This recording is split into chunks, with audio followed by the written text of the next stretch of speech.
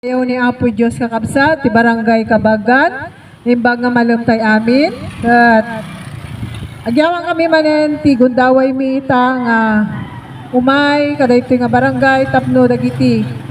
Nasanto nga sasao ni Apo Diyos ket mangigantay kakabsat. Dagiti haan nga na pa nagisimba tay bigat, ket itatan makangag tayo tibasit nga nasanto nga sasao ni Apo Diyos. Katagyaman kami, kadayto nga malum, taynikan na kami, tigundaway.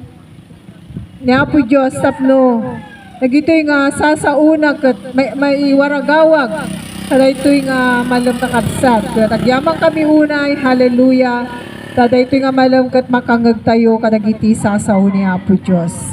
Kat amok, kinpacheck nga, adakay man, kadagito unag tibalbalayo, kat amok nga, mangmangagyo kakabsat, nagitoy nga boses kin isonto sa di pa nagsao ti Pastor Mi nga isu ti mangi lawlawag kadagisi sasao ni Apo Dios katagyaman kami unay ta kadaytoy nga malem ket makangag tayo nagitihaan nga nakisimba kunak manen itay ket makangag tayo kadagiti sasao ni Apo Dios katiyaba nga ron ni Pastor nga isu ti mangiwaragaw kadi sasao ni Apo Dios.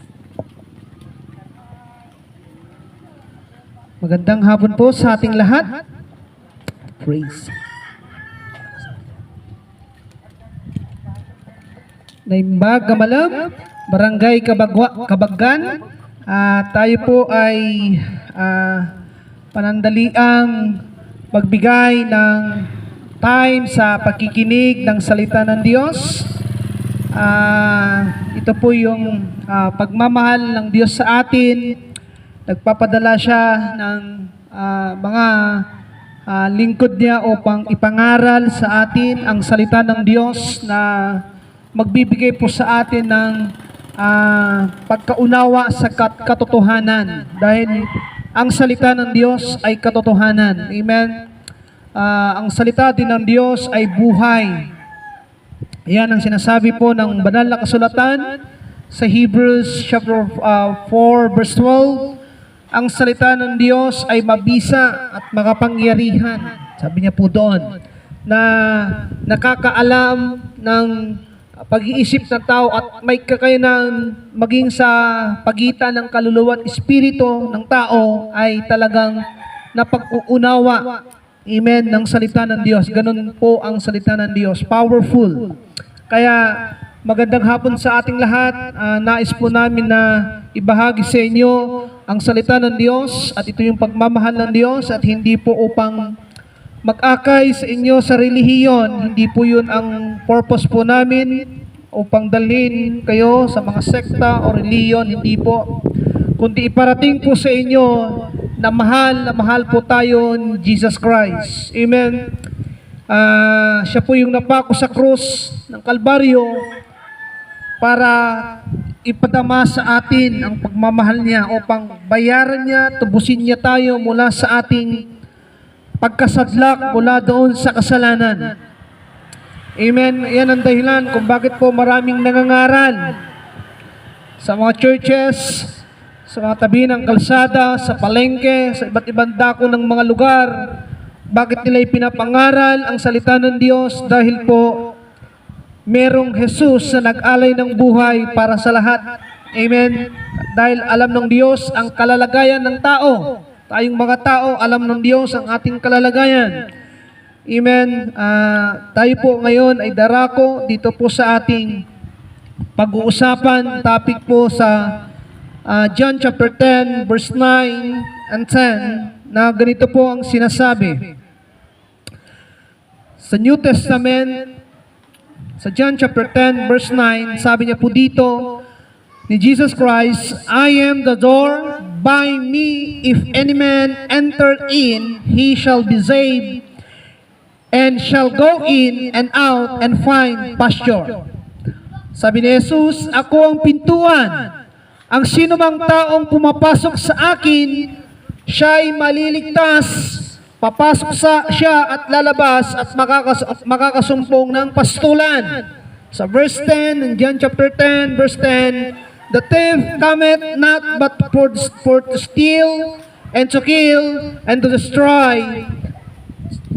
Jesus said, I am come that they might have life, and that they might have it more abundantly.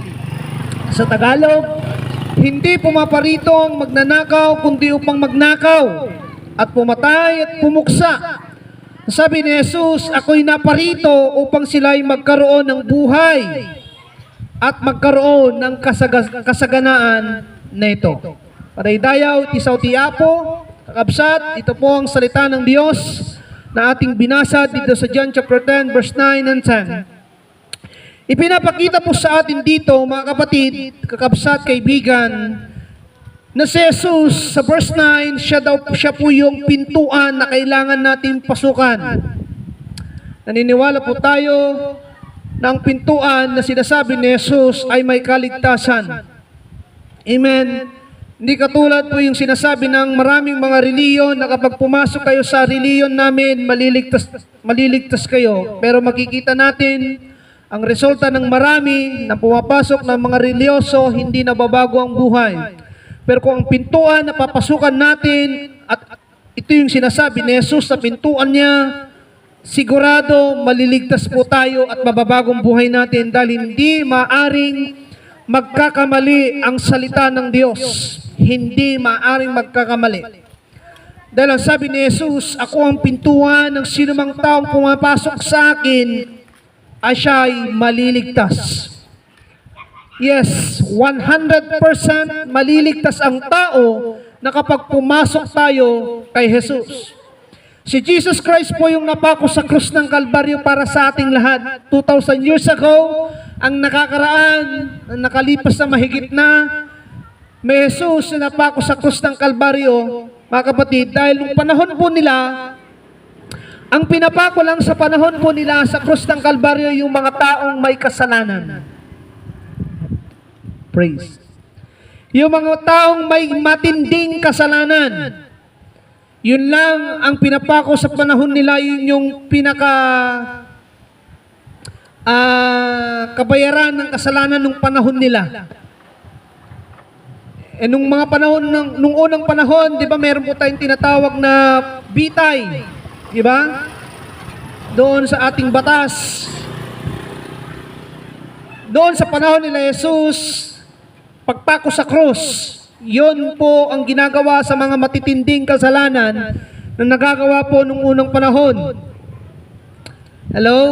Pero makikita natin, si Jesus, ni kunting kasalanan, walang natagpuan sa kanya, pero pinako pa rin siya sa krus ng Kalbaryo. At sino ang nagpapako sa kanya? Mga reliyosong tao, mga religious leader, mga Roman soldiers, mga sundalo ng mga Romano. Siya yung nagpapako sa kanya dahil hindi nila tanggap na si Jesus ay naglilinis ng kasalanan. Hindi nila tanggap na si Jesus ay galing sa Diyos. Ang akala nila, anak lang siya ng karpintero. Anak lang siya ni Maria, nakilala nila na kapitbahay nila. Akala nila, hindi siya galing sa Diyos. Kaya nung sinabi ni Jesus, may kakayanan siya magpatawad, maglinis sa kasalanan ng tao. Iyon, isang bagay na hindi tanggap ng mga religious leader ng panahon nila. Kaya nagkaisa mga religious leader, mga Roman soldiers na ipapako si Jesus sa krus. Samantalang nung panahon nila, ang pinapako lang yung mga may matitinding kasalanan, makasalanan na tao. Tinupad lang ng kasulatan, ng banal na kasulatan, ang mga propesiya na sinasabi ng Biblia na mayroong mag-aalay ng buhay para sa lahat dahil nakita ng Diyos yung taglay na buhay ni Jesus sa katawan ni Jesus, yung dugong dumadaloy sa katawan ni Jesus, yun ang maglilinis sa ating mga kasalanan. Ang sabi ng Biblia, ang lahat ng tao ay nagkasala at walang karapat-dapat sa kanyang kaluwalhatian. Ang sabi ng Biblia, Romans 6:23. Ang tao ay nahulog sa kasalanan sa Genesis chapter 3. At ang buhay ng tao ay hindi na galing sa Diyos, kundi galing na kay Satanas. Nahulog ang tao sa kasalanan. Kaya normal sa tao na kapag gumawa ng kasalanan ay natutuwa siya. Yun ang buhay ng tao sa panahon natin dahil may kasalanan na dumikit sa buhay ng tao. Iyan din ang dahilan kung bakit naparito si Jesucristo sa mundong ito. Yung boss ng langit ay boss ng mga anghel sa langit. Pumunta siya dito sa lupa na magkatawang tao dahil nais niyang abutin tayong mga tao. Napansin niyo po, ang aabutin niya mga tao, bakit? Nahulog sa kasalanan. At yung kasalanan na taglay ng tao, yan din ang magdadala din sa atin balang araw sa apoy ng impyerno. Kaya ang Diyos nangialam sa atin. Pumunta dito sa mundong ito 2,000 years ago na nakakaraan na para maghatid sa atin, magbigay sa atin ng buhay. Ito yung sinasabi mga kapatid dito sa verse 10 na parito si Jesus upang magbigay ng buhay. Yung buhay na sinasabi ni Jesus, eternal life. Buhay na may kapangyarihan na hindi kakayang ihulog sa apoy ng impyerno. At kung wala ito sa tao, sigurado 100% napakaluwang ng impyerno para sa kanya. At one day, ihuhulog siya doon. Pero ang good news dito, naparito si Jesus para magbigay ng buhay na kasiyasiya at ganap. Ang sabi ng John chapter 10 verse 10. Yun ang kailangan natin. Gusto mong maligtas, ang sabi ng Biblia, pumasok ka sa pintuan. At ang pintuang itong sinasabi ng Biblia, si Jesus Christ. Amen. Hindi po sinabing reliyon, kundi si Jesus mismo. Amen. Pumasok ka doon sa buhay niya. Bakit? Ano bang meron sa buhay ni Jesus? Buhay na masaganang lubos. May totoong buhay na may katwiran, buhay na may kabanalan, na taglay sa buhay ni Jesus. Kaya ang sabi ni Jesus, mga kapatid, sa Matthew chapter 11 verse 28, lumapit kayo sa akin lahat ng mga nahihirapan sa kanilang mga pasanin at bibigyan ko kayo ng kapahingahan. Ang sabi ni Jesus. Bakit? Iyon ang buhay ni Jesus, masagana. Masagana sa kagalakan, masagana sa kapayapaan, masagana sa kabutihan, at masagana sa pagmamahal. Yan ang taglay na buhay ni Jesus, mga kapatid, kung bakit inaalok niya tayo. Dahil ayaw ni Jesus, ni Jesus Christ, balang araw, mapahamak tayo sa apoy ng impyerno. Amen? Ayun ang sabi ng John chapter 3 verse 16, na lagi natin binabanggit po dito. Amen? Sapagkat gayon na lamang pag-ibig ng Diyos sa sanlibutan, kaya't ipinadala niya ang kanyang bugtong na anak na si Jesus Christ, nang sino mang sumampalataya kay Jesus Christ ay hindi mapapahamak. Ano yung tinutukoy niyang di mapapahamak? Ang tinutukoy niyang di mapapahamak, mga kapatid, may apoy ng impyerno na naghihintay para sa ating mga tao kung hindi tayo sasampalataya kay Jesus. Hindi ka tatalikod sa kasalanan mo, merong apoy ng impyerno na naghihintay sa ating mga tao. Kaya anong mapapala ng tao, makuha man niya ang kayamanan ng sanlibutan ito at mapapahamak naman ang ating kaluluwa sa apoy ng impyerno. Walang kabuluhan. Ito ang ating kinahumalingang mga tao sa mundong ito, ang magpakayaman sa mundong ito, pero sa last ng buhay natin, kung ihuhulog naman tayo sa apoy ng impyerno, walang kabuluhan. Lahat ng mga pinaghirapan natin sa mundong ito, kung itatapon lang din naman pala tayo sa apoy ng impyerno. Kaya hanapin mo na ang solusyon para hindi tayo mahulog balang araw sa apoy ng impyerno. Hindi po dito tinitignan yung relihiyon kung anong relihiyon ka. Ganitong relihiyon ka, hindi ka matatapon sa apoy ng impyerno. Hindi po ganoon ang sistema ng Diyos. Ang sabi niya po dito sa ating binasa sa banal na kasulatan, kailangan mong pumasok sa pintuan para maligtas ka. Ang sinasabing pintuan, si Jesus Christ po yun. Amen? Hindi po reliyon na pumasok ka dito, maliligtas ka. Sabi lang ng tao yon.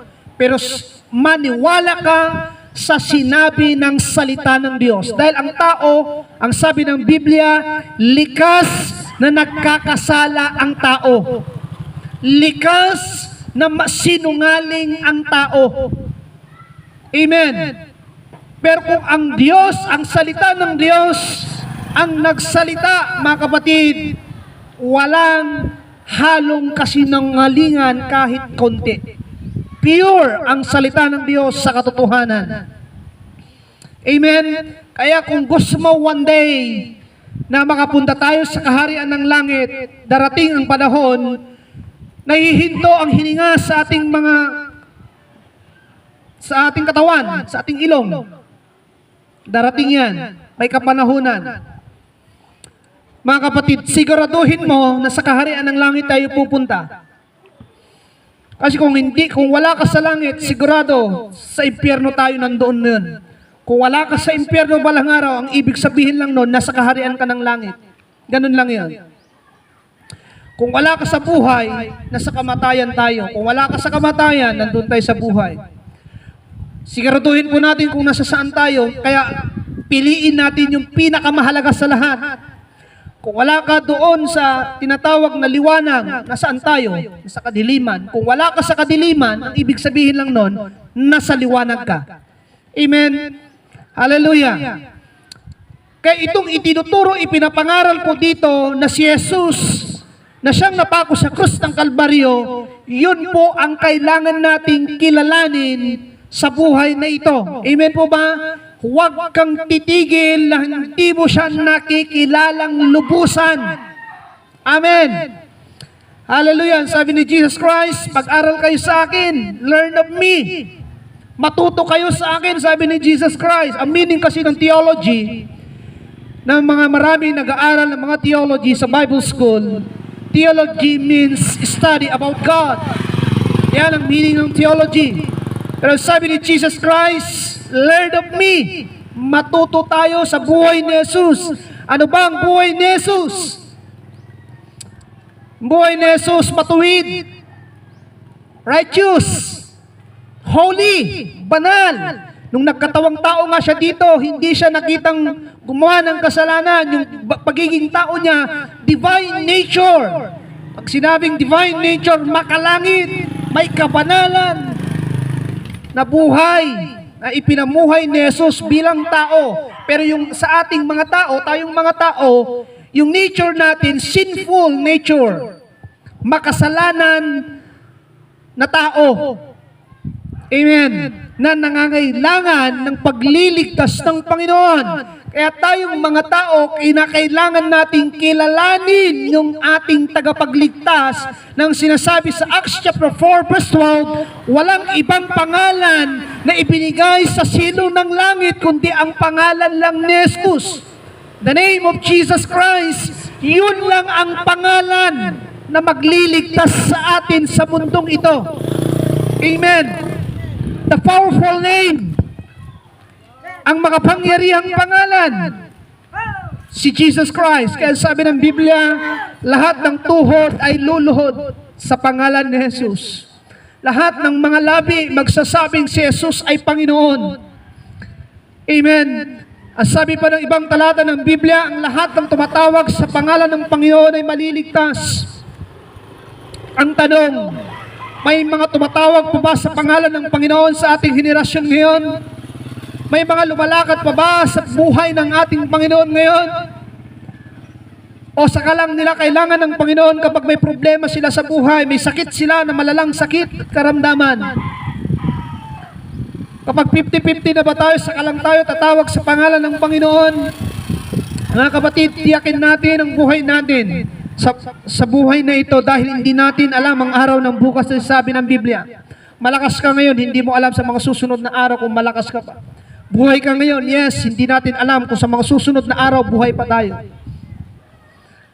Kaya salamat sa Diyos dahil may salita ng Diyos na ating naririnig, ipinaparemind sa atin ng salita ng Diyos na kailangan mo nating hanapin ang ating tagapagligtas, ang ating manlilikha. Amen. Ngayong maganda pang panahon, ito yung panahon na hanapin mo siya.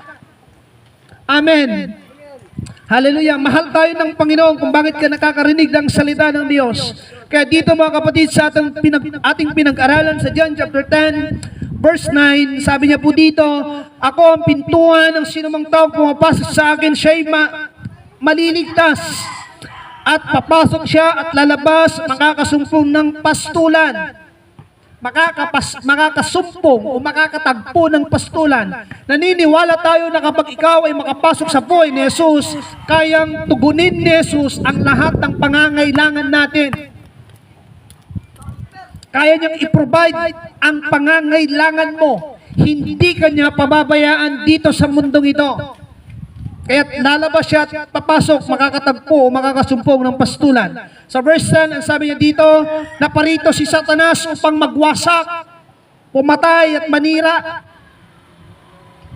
magnakaw. Yan ang mission ni Satanas sa mga tao, na kung hindi ka lalapit kay Jesus, isa ka din one day, nami-missionan ka niya at ihulog ka niya sa apoy ng impyerno. Palaubat na, malapit na. Paraydayaw di ako. Kaya ang good news mo mga kapatid, si Jesus na nag-aalok ng buhay sa atin, huwag mong dedmahin. Amen? Simulan mo nang hanapin siya. Simulan mo siyang kausapin na siya, si Jesus Christ. Dumirect ka na kay Jesus Christ, hindi sa mga tao. Kay Jesus Christ ka na dumirect. Humingi ka ng tawad sa mga kasalanan na nagagawa mo. Tumalikod ka na sa kasalanan dahil yung kasalanan ito, ang ginagawa natin, yun din ang maghuhulog sa atin balang araw sa apoy ng impyerno. At one day, kapag ito po ay mangyari sa atin, hindi natin magugustuhan. Dito sa mundong ito, maraming mga nagrereklamo kapag super init ang panahon. Tama? Maraming nagrereklamo, humihiyaw sa sobrang init sa panahon. Lalo na ngayon darating na April, matindi daw ang init na darating. How much pa kaya sa apoy ng impyerno paghihulog tayo balang araw doon? Mga kapatid, ito yung panahon na iyakan na natin ang ating kaluluwa. Panginoon, tulungan mo akong iligtas ako. Ayusin na natin ang ating relasyon sa Diyos. Amen. Kaya habang may buhay pa tayo sa mundong ito, kilalanin at kilalanin mo na siya. Amen po ba? Dahil malapit na ang pagparito ng ating Panginoong Yesus. Nakikita ng mga sinyales, mga sign ng pagparito niya. Ang sabi ng Biblia, magkakaroon ng mga awayan ng bansa sa bansa, mga lindol, taggutob, mga gera. Yan yung mga sinyalis na malapit ang paparito ang hari ng mga hari, ang Panginoon ng mga Panginoon, si Jesus Christ. Kaya ang tao na hindi masumpungan doon sa pananampalataya kay Kristo, one day, maraming hihiyaw na ipaparanas ng Diyos ang puot niya sa mundong ito. Yung mga taong hindi naniniwala kay Hesus Kristo, mga hindi nagbigay ng panahon sa Diyos, mga nagpakasasa sa mundong ito na mga nagpatuloy sa kasalanan. Ang sabi ng Biblia, yung mga stars sa langit, mga bituin na nakikita natin yan sa kalangitan, may mga mahuhulog. Mawawasak ang 1/3 ng earth, ang sabi po ng Biblia. Kung hindi ikaw isa sa mga sumampalataya sa Panginoon, isa ka din sa mga one day na makakaranas ng taghirap ng mundong ito. Makakarinig ka ng bombahan, sabugan yan, ng mga bari, ng mga paputok, ng naglalaban ng bansa sa bansa. Yan ang sinasabi ng propesya ng Biblia sa mga huling araw. Kaya kawawa yung mga taong matitira ng balang araw na yon, yung mga taong hindi iningatan ng Panginoon. Kaya ang mapalad lang yung mga naniwala kay Jesus, sumampalataya kay Jesus. Iiwas tayo doon. Aalisin niya tayo doon sa matinding kahirapan ng mundo na darating. At may sinasabi pa din ng Biblia, yung pagyanig ng mundo na hindi pa nararanasan. Yung sinasabi din ng NASA, na sinasabi na Big Bang Theory. Ang sabi ni Jesus Christ doon, patungkol doon, na kahit isang gusali, walang matitirang bato, lahat guguho. Kahit gaano pang katibay na pundasyon ng bahay mo, lahat guguho, sabi ni Jesus. Mararanasan yan sa mga huling panahon. Sa mga taong hindi naniniwala kay Jesus, hahatulan sila ng Diyos, mapapahamak ang marami. Katulad din yan sa panahon ni Noah. Maraming hindi naniniwala sa pangangaral ni Noah noon. Dumating ang baha. Halos ng tao sa mundo noon namatay dahil sa baha. Ang tanong, saan sila napunta nung namatay sila? Hindi nga sila naniwala sa pangangaral ni Noah noon ng salita ng Diyos. Pinagtatawanan nga si Noah noon. Sabi pa nga nila gumagawa ng barko sa taas ng bundok. Baka siguro kung isa ka doon sa nabuhay ng panahon nila, tatawanan din natin. Siyempre, gagawa ka ng barko sa taas ng bundok. Diba yung gumagawa ng barko, yung malapit sa tubig? Hindi nila alam yung maganong purpose ng Diyos, o layunin ng Diyos, plano ng Diyos. Nangangaral si Noah ng mahabang panahon, walang naniniwala sa kanya. Pero dumating ang hatol ng Diyos sa kanila, dumating ang baha. Ang sabi ng Biblia, hindi nila namalayan, nandiyan na pala ang baha. Kahit magaling ka lumangoy nung panahon na yon, hindi ka pa rin mabubuhay doon. Sa panahon natin, maaring ganun din ang nangyayari sa atin.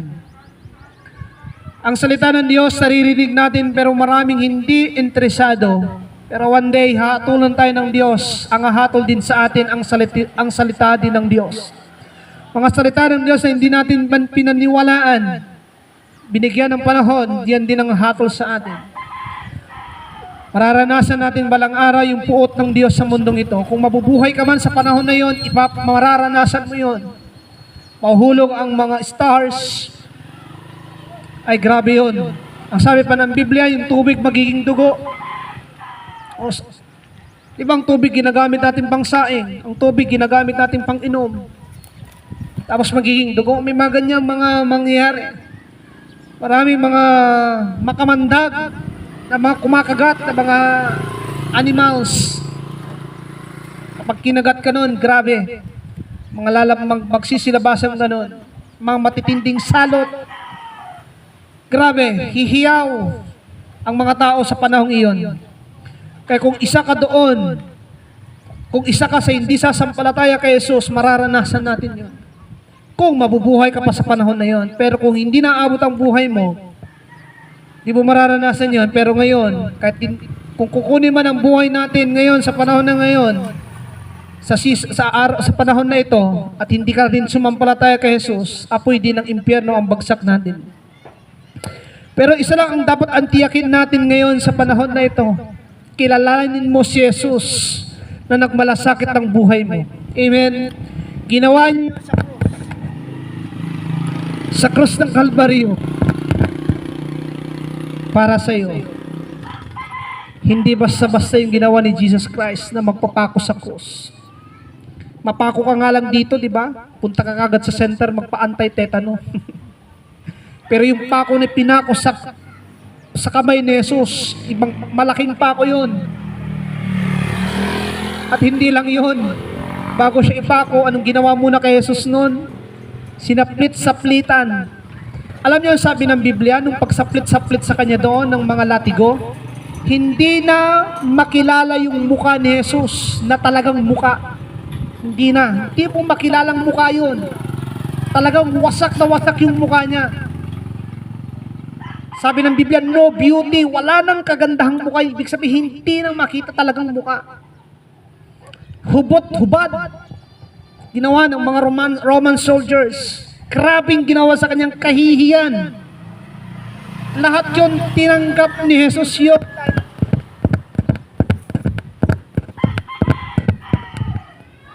Dahil nakita niya yon sa atin. Ayaw niya tayong mapahamak sa apoy ng impyerno. Tinanggap niya lahat ng kahihiyan. Amen? Kaya wag natin baliwalain yung ginawa ni Jesus sa krus ng Kalbaryo. Mahal niya tayo. Amen? Kaya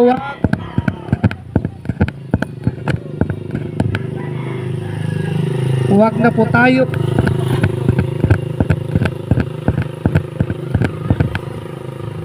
na po tayo magpatuloy sa paggawa ng kasalanan. Stop ang kasalanan. Amen? Sumampalataya kay Jesus, tumalikod sa kasalanan, kilalanin na siya habang may buhay pa tayo. Amen po ba? Maraydayaw itiyap. Magandang hapon po sa ating na palobat na rin po ang ating speaker. Let us pray. Lord, salamat na ibahagi ang iyong salita sa hapong ito sa Barangay Kabagdan, sa lahat ng mga nakinig at sinadyang makinig. Panginoon, patuloy kang mangusap sa kanilang mga buhay. Tulungan niyo po sila, Panginoon, na sila, O Diyos, ay mas makilala ka pa nila ng lubusan. Dahil Ikaw ang Panginoong Hesus na aming pag-asa sa mundong ito. Ikaw ang magliligtas sa amin. Kaya salamat, Panginoon, sa iyong salamat sa iyong pagmamahal na iyong ipinadama po sa amin. Pagpalain niyo ang mga nakinig, lahat ng may mga buhay, pamilya sa barangay na ito, maging ang mga namumuno sa barangay na ito. Tulungan niyo po sila, Panginoon, na magampanan nila ng tamang kanilang panunungkulan. Hallelujah. Salamat. Itinataas ka namin sa lugar na ito, aming Panginoong Hesukristo. In Jesus' name. Amen and amen. Maraydayaw itiyap.